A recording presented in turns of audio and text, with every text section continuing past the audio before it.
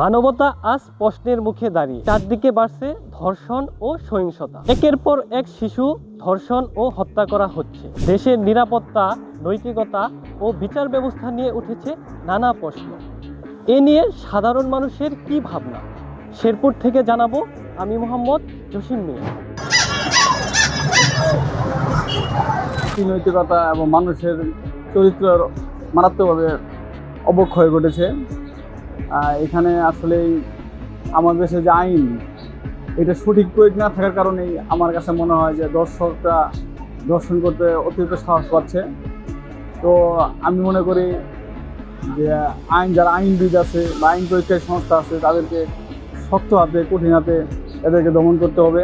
তা না হলে আমাদের সবার মা বাবা ভাই বোন অনিরাপদ হয়ে যাবে, রাস্তাঘাটে বেরোতে পারবে না। এর দুইটা কারণ হইতে পারে।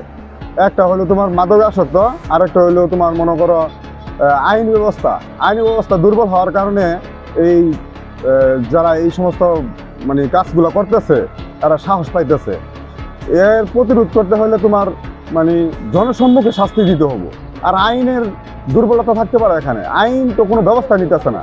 যে ধর্ষিত হইতেছে, যে বাচ্চাটা হইতেছে, যার বাচ্চা হইতেছে, যে ফ্যামিলি থেকে হইতেছে, ওই তো বুঝতেছে কষ্টটা।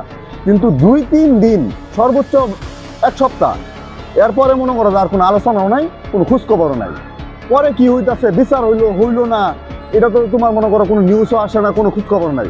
আমি বলতে চাই যে যারা দর্শনকারী করে ওর খুব ছাত্র একজন দেখতে দেবো আর এই কাম করার হাত না পা মনে।